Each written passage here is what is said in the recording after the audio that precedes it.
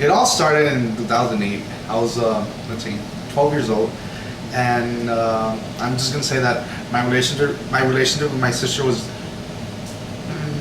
it was good. It wasn't perfect, but it was good. So good that like she became like my inspiration that I looked up to. So in 2008, when I was 12 years old, um, I did something very bad. I heard noise in the hallway, so I went and go check.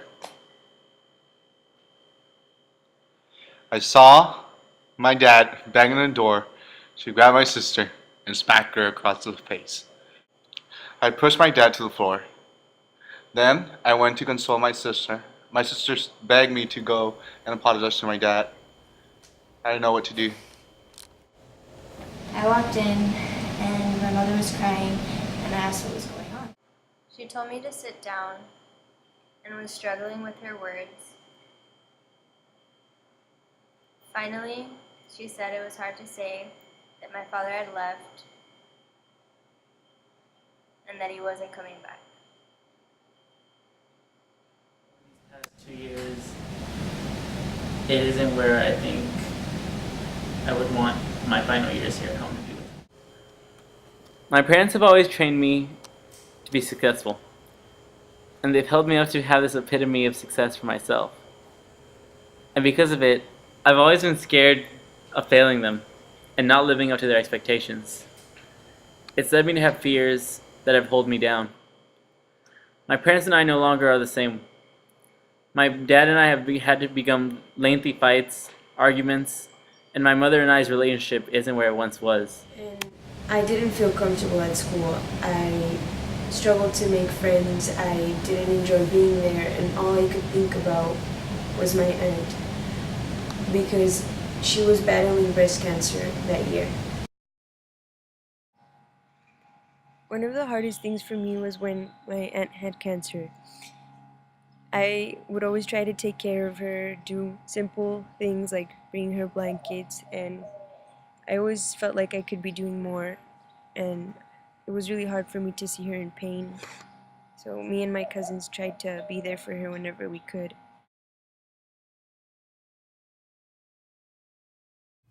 All right, I'm here to talk to you today about going on the encounter. As you know, we have 2 encounters scheduled. One is scheduled for November, the other is scheduled for February. And we're going to do it on a first come, first served basis. We have moved the encounter to a more local place and situation. So we'll be going to Camp Bayview in Bayview, Texas, which is about 30 minutes from here.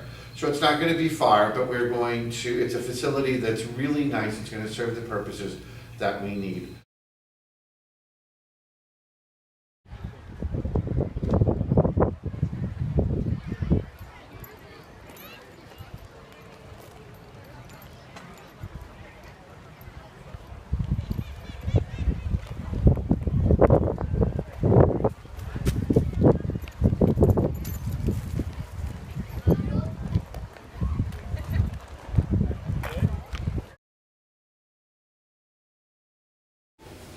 Hi guys, welcome to Encounter. I'll be your leader this week. My name is Dan Matar, and this is going to be our family. We're the Happy Horses. I was actually really surprised with your talk because I would never think that that would be happening behind closed doors in your house.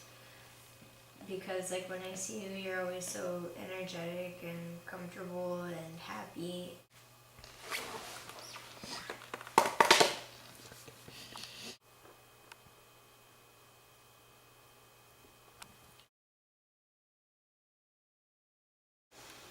Hey guys, this is our last group meeting. Couldn't ask for a better group. You guys are awesome. I really appreciate that you guys were able to open up. But I'm sure some of you might have something more to say.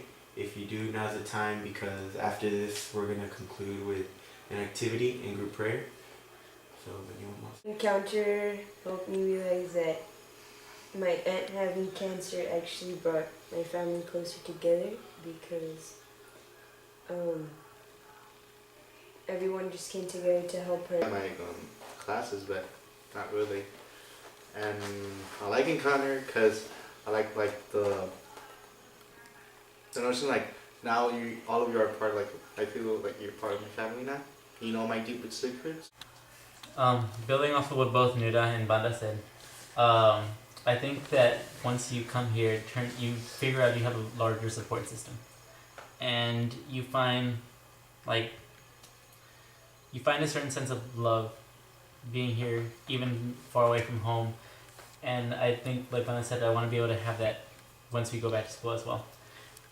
And you find people to talk to and vent whenever you occasionally need to. It was actually easier for me when you guys opened up that I was able to open up and tell my story about my dad. And it had bothered me for a while that he wasn't living with us for at least 2 years. And some people didn't know. But as I said, it was really easy for me because I got close to you guys and I didn't feel nervous. And now I'm gonna go home and know that you guys are there, and I hope you guys know that I'm there for you guys too. Good plug, guys. Good plug. We miss you guys. You guys were the best. Well, Encounter has become like one of the most important events that happened in my life. I realized that I'm not the only one with problems, and I realized that some have bigger problems than I do, and that has helped me realize how